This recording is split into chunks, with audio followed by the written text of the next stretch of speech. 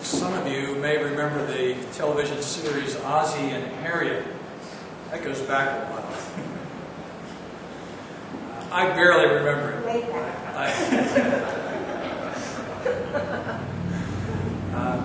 But I remember watching Ricky Nelson on Ozzie and Harriet, one of the young boys in the program who went on to a very successful career, not only in acting but also in music and song.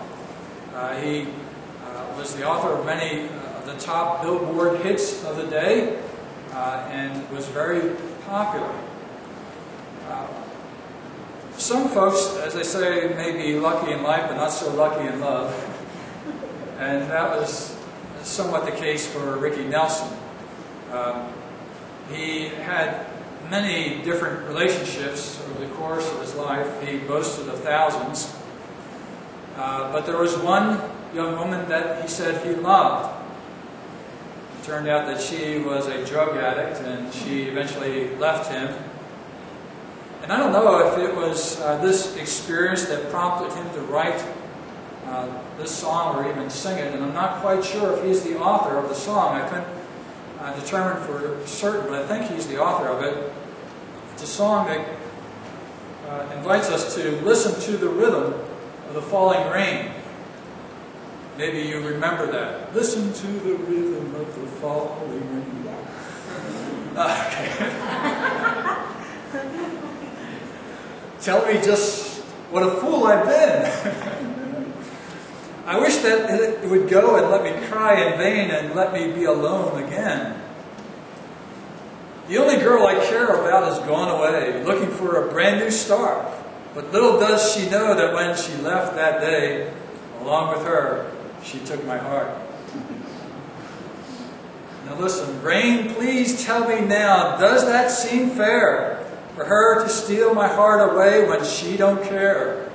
I can't love another when my heart's somewhere far away. Interesting words. Moving words with the music behind them. And I'm sure it was a very popular song. But he looks for some sense of justice in the rain.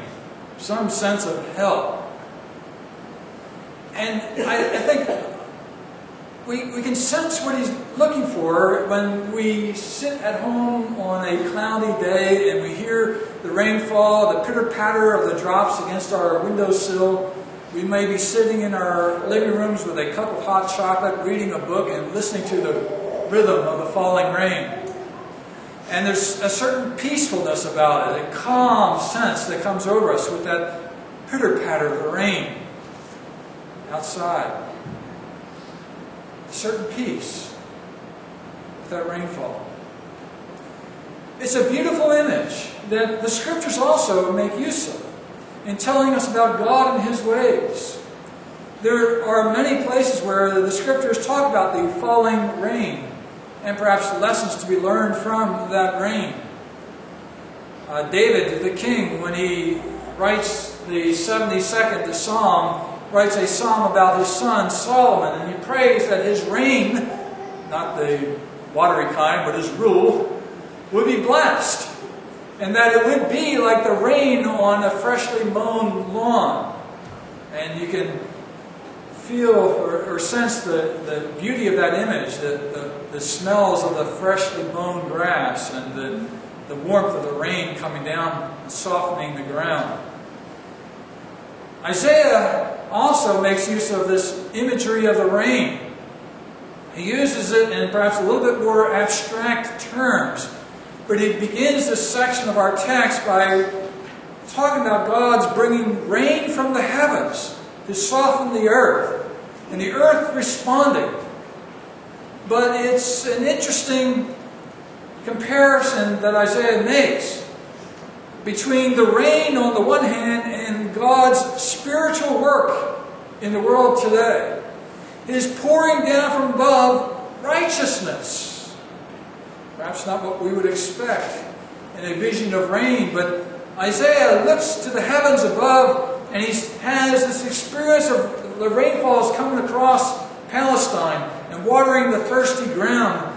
And he cries out in a day of a spiritual dryness, a day when there's great wickedness around him.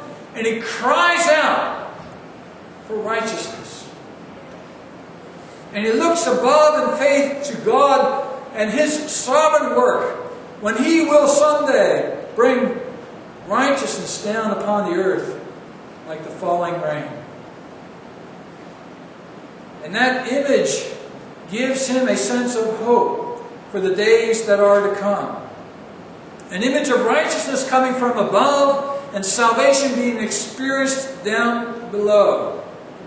A wonderful picture of God's great work of redemption and salvation. God from above providing us with His righteousness. We who were dry and thirsty receiving that righteousness and responding by His grace, enjoying the salvation that He provides, and producing fruit for His glory. A beautiful image of God's sovereign work in bringing righteousness into the world. He acts on His own, freely and graciously, just as the rain comes, and who can tell when it's going to come, or where exactly it's going to fall. Our meteorologists give us some idea, and they're quite good. But in the end, God is the one who brings the rain. God is the one who waters the land. And Isaiah sees in this a picture of salvation. A message that we need to hear about God's righteousness. That it comes to us entirely by God's grace. It comes from above and not from below. It's God's provision of grace and not our effort in works that brings salvation.